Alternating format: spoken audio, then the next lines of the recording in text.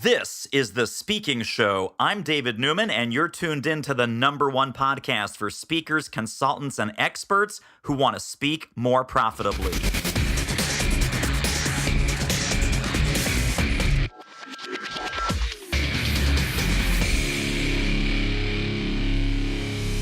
Hi, it's Transitions with Vanessa Christman. And today we are recording from the Detroit Foundation Hotel, the Foundation Recording Studio.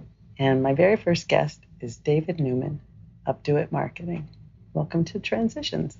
Thank you, Vanessa. It is great to be here. I love your setup in here. We're here this weekend, as you know, because we want to celebrate and take note of the transitions happening here.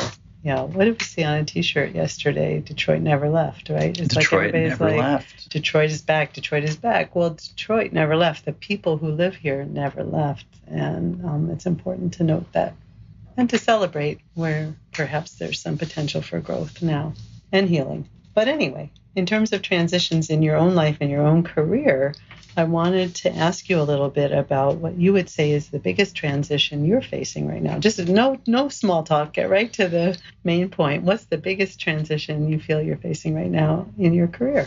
What's the big hairy monster on the horizon? Well, I think the first thing that we should say that I believe about transitions is that there are transitions that are stressful and painful. And I've had transitions in my life that have also been exciting, positive, challenging. So I look at both sides of that transition equation. One thing that's really exciting right now, after having worked with over 550 professional speakers, entrepreneurial speakers, so to speak, we're now doing some fantastic work with executives who speak. So those folks that are out there speaking on behalf of their companies and their brands, they're thought leaders, but they're corporate thought leaders. And some people embrace that role, and I think some people move away from that role or shy away from that role because they don't feel that that speaks to their strengths. But I think that kind of person is always going to be the best messenger of their company's message because they're in it every day. They feel passionate about it. The problem is that when they go out to speak at these conferences and events, they want to come back with more leads, more opportunities, more prospects, more demos, more appointments, whatever it might be. They often don't know how to stimulate that. They don't know how to intentionally plant the seeds for that. And that's what our program teaches, is the folks that are already out there speaking, how they can do it better and how they can do it more profitably.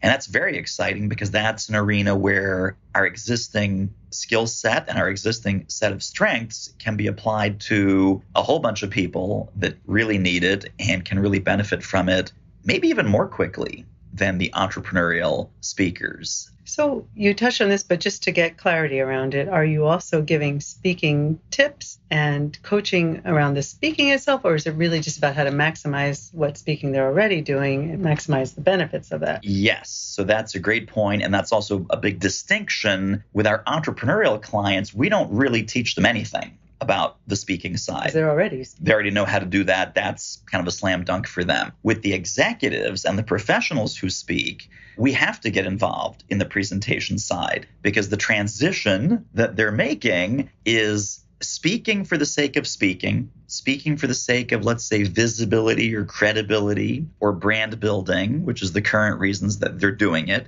to speaking to generate results, speaking to generate more appointments, more leads. If they're in the tech industry, software, hardware, whatever it is, more demos. Hey, let us show you what our software can do. Let us show you what our platform can do.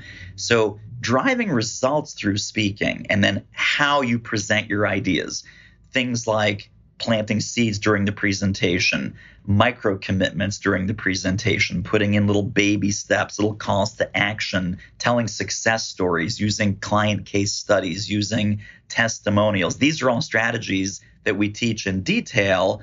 An entrepreneurial speaker who's maybe an author, a big-time consultant, they're already doing this. They almost do it instinctively. They don't need that structure. They don't need that persuasion architecture. that we teach to our executives. The executives, however, the light bulbs start to go off and they're like, wow, I never thought of saying that on stage. I never thought of framing my ideas that way, because there's also a tension there between wanting to get the results, but not wanting to seem salesy or slimy or weird or, using that speaking opportunity, which many executives feel is an honor and it is.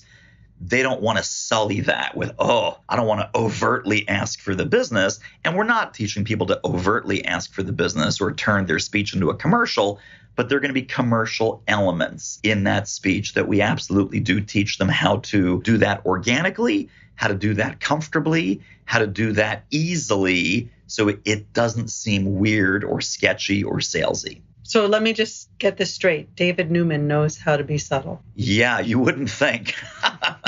You wouldn't think, but you heard it here, folks. Yes. Alert the media. There's a cleverness to that and, a professionalism, right? So there's the distinction between being a hack who would be completely unsubtle about dropping in pitching, those points. Too much pitching, pitchy. And, oily even. And then you have the other extreme, which is it's subtle, it's professional, what was that term you used? Persuasion architecture. Beautiful. Yes. Yeah. I'll tell you, so funny story. When I first started speaking to grow my business, which was 13, 14 years ago, I remember giving a presentation and it was completely devoid of any persuasion architecture, nothing subtle, nothing overt, nothing anywhere. And I knew this was a problem because I spoke for 90 minutes and a woman comes up to me out of this audience, and this was a perfect fit audience. This was just a total bullseye, target-rich environment for my main business. And she says to me, David, I don't know if you would ever consider possibly maybe working with someone like me, but I really, really, really need help. And do you ever work with people like me to help me with my speaking business? And I started laughing. And I said, well, other than that being 100% of my income generating activity, no, sorry. So I knew at that point that speech was not filled with the soft mentions, the seeds, the calls to action, the micro commitments, the persuasion architecture. There was nothing.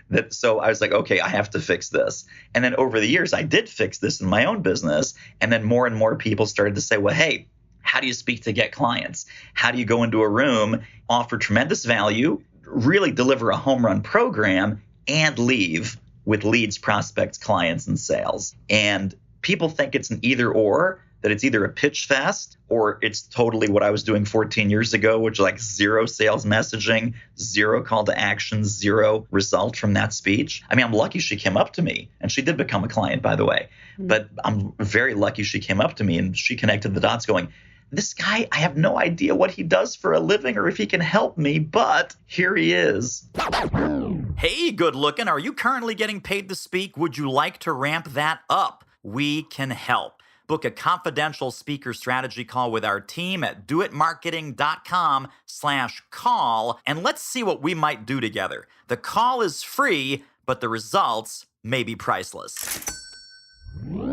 So can I talk about another transition? Well, absolutely. Let me just very quickly say, right, the program is called Transitions, and you've talked a little bit about this transition. You're at a moment of transition in your career. You talked about the transition from your early speaking to make that and your business more effective, and then the transitions within your clients that you're working with right now. So, yes, talk about another one. Well, another transition is that you wake up one day and you realize, gosh, there's 7 people working in your company. Right. And for years and years, you were a company of 1. And then a couple of years ago, a company of 2, and then 3, and then you add a couple more. And then so that's another interesting transition in my life, going from entrepreneur to entrepreneurial leader. Right. And some of the challenges and opportunities and possibilities there are fun.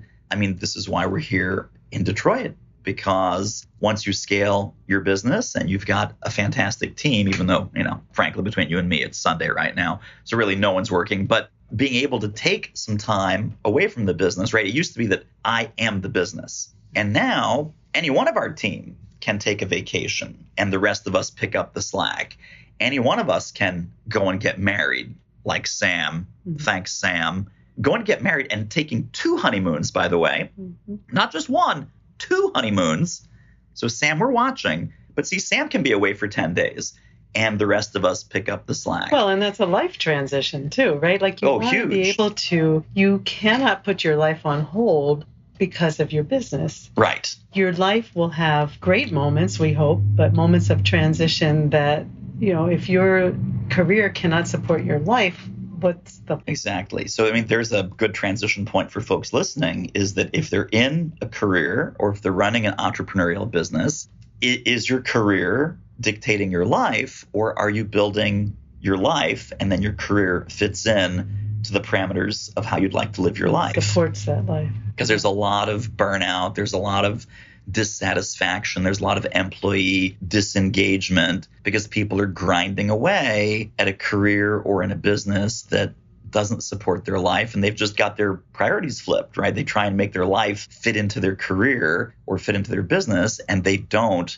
work really hard the other way. We're just talking. So we talk to my parents once a week. We have our weekly scheduled phone call. We don't talk and email in between if there's other things that come up. But we're just talking this past week that both my parents, which was way before this became a thing, both my parents really shaped their jobs around their own strengths. And regardless of background, regardless of experience and expertise, so my father, who doesn't even know how to turn on a computer, was one of the bigwigs at the conference board running these information technology councils and sitting down with people from IBM and Intel and SAP and talking to Andy Grove, the former chairman and CEO of the Intel Corporation, and just all of these bigwigs can't turn on a computer. He shaped that job and he shaped the responsibilities of that job to be completely around his strengths and around his preferences and around his love of travel and other sorts of things. My mother made a similar kind of career change in her 50s that, having zero background in healthcare, got the number 2 position in this home healthcare company, reported directly to the CEO. And it was a beautiful tag team because the CEO said, you know what, let me take care of the healthcare, you take care of the people side. And my mother is a trained lawyer and trained social worker, loved that. And they just had a beautiful tandem relationship where one filled in where the other was strong and the other filled in where the other was weak. So I think we need to do that in our businesses and in our careers, is do a little bit of an assessment if you're about to go through a transition or you'd like to make a transition, and figure out where are some of the gaps between your personal strengths and preferences and the requirements and the tasks of your job. One of my early mentors had the following acronym that if something doesn't fit your business or your career, SEDO, S-E-D-O, simplify, eliminate, delegate, outsource. Simplify, eliminate, delegate, outsource, SEDO. And that has been a real mantra. And it's been a real mantra in my business life. It's been a real mantra in my personal life. I used to cut our grass at home and I hated cutting grass. And so now we pay people to cut grass. And, lots of other things that we're able to do now because we've simplified, eliminated, delegated, or outsourced and hired great people to help us. So, right. And that allows you to bring your strengths to the world in ways that we know make an impact, right? So like leveraging your strengths and lifting up your strengths and allowing them to flourish because they're not bound by all those other things and held down by them. You talked a little bit about the transitions early in your business and even very recently in your business, but you're at a moment of transition now. And I want to ask you some hard questions about what are the things you're looking forward to that excite you about being in a moment of transition? And what are some of the things that, give you that little pit of your stomach uneasiness? Because that's real when we're going through transitions. And even ones that we know are going to be positive transitions, there still is often that feeling of unease. So for you, David, at this moment, what are some of those things and how are you navigating them? So I'll start with the negative. Okay. It'd be easy to start with the positive, but let's start with the negative. I think no matter how successful anyone is, and I could talk about myself, but this is kind of a general principle, but I can talk about myself because you asked about me personally, and so I'll be vulnerable. I am always going to have an element of imposter syndrome. Sure, that's real. Not good for most enough, people. not smart enough. Who am I to be running this 7-person, 9-person, 12-person, 20-person company? Who am I to be working with these very successful executives at Google and Amazon and IBM and Hewlett Packard? Who am I to be doing this, that, and the other thing? You wake up in a cold sweat in the middle of the night at 2 a.m. and you're like, oh my God, what the hell have I gotten myself into? You're going to feel inadequate. I'm going to feel inadequate. I have felt inadequate. I felt scared. I felt like I've bit off more than I can chew. We've talked about this for years, that you have this feeling like when you land a really big opportunity, there's a moment of celebration and you're like, wow, this is great. Followed 2 seconds later by, holy crap, now I have to come up with the goods. And that's where you have that cold sweat. Like, what am I going to do? What am I going to do? How am I going to pull this rabbit out of the hat? How am I going to walk into that room of 10 high-powered executives who have been speaking for 20 years and show them, or presume to show them, how they can do a better job getting results from every presentation that they make? But I think there's also, in the seeds of that terror and that imposter syndrome and that, thinking small and shrinking back into little baby mindset, there's also a huge opportunity to really embrace the new opportunity and embrace the challenge and embrace the unknown. And there's an element of boldness. And, I don't know how this is going to end up. And there's the concept of, jump first or jump off the cliff and build the airplane on the way down. And I think when I look back on my various careers and various jobs, all these different transitional moments, and I love the theme of your show, by the way. Thank you. I love the theme of your show. There's always been an element of, I have no idea what I'm doing, but let's see who shows up. Let's see what other actors come to this Shakespeare workshop. Right. Let's see what other entrepreneurs come to my first little seminar in my living room back in 2006 or 2007. Let's see who buys that first speech at $4,000 or at $7,000 or at $10,000 or at $15,000 or whatever that new fee number is. Let's see what happens if I write this book. Let's see what happens if I write this do-it marketing book, and how's it going to come together? I don't know. Who's going to publish it? I don't know. Will I self-publish it? Will I get a real publisher? Will I get a real agent? Will I get a book deal? I don't know. But just go, and then the next step presents itself. Leap and the net will appear. Yes. But it sounds like you find that exhilarating, actually. I do, but I also don't want to oversell it, because there's always that moment of terror. Yeah. Sometimes it's not even a moment. Sometimes it's weeks or months of, what's the saying? 2 steps forward, 1 step back. And that 1 step back can really punch you in the face. Okay, that's real. So no matter how many steps forward you've made, for example, with do-it marketing, the steps back still hurt, or still always take always the rug out from under you. Yeah. By the way, sometimes it's 2 steps forward, 1 step back. Sometimes it goes the other way, where you go 1 step back before you can take the 2 steps forward. Then you're really ticked off. Then you're really upset, because you're like, oh man, another setback. I've come so far, and here's another setback. Here's another obstacle. Here's another challenge. But if you're doing anything great, I really think that the challenges are part of the bargain, right? If it was easy, everybody would do it. If it was easy, everybody would do it. What a great episode. Wowza. Tell you what, if you want to ramp up your revenue as an expert who speaks professionally, you should really check out our free online training at doitmarketing.com/webinar. Let's conclude then with the thing that you are looking forward to about this transition. Managed to spin even the challenge into something not frightening and kind of almost exhilarating, or at least manageable. But what are you looking forward to? Let's wrap up on that. Like, what will this allow to happen? Well, so you know that one of my early mentors was Dr. Michael Ray of Stanford Business School. We did the Creativity and Business program, and Michael had a set of live-withs that are in his book called Creativity and Business. And as a culmination of our teacher training, we came up with our own lifetime live-with, or our own lifetime bumper sticker, our own lifetime North Star. In 2003, mine was, and still is to this day, do work you love, with those you love, and for those you love. So I always knew that I wasn't meant to be in business by myself. And now I have this amazing, incredible team, and they are just both the rock and the rocket fuel of the business. Every one of our clients, whether they're an executive who speaks, whether they're an entrepreneurial speaker and consultant, we love them. We don't work with them if we don't love them and what they're up to and their potential and their possibility. So now, decades later, a decade and a half later, I'm still looking forward every day to doing work I love with those I love and for those I love. That's beautiful. Well, we wish you the best with this transition. Thanks, David Newman. Thank you, Vanessa Christman. Well, that wraps up another episode of The Speaking Show. Hey, tell you what, if you like us, rate us and review us on iTunes. Subscribe. Tell a friend. Go grab the notes and downloads and extras at thespeakingshow.com. See you next time.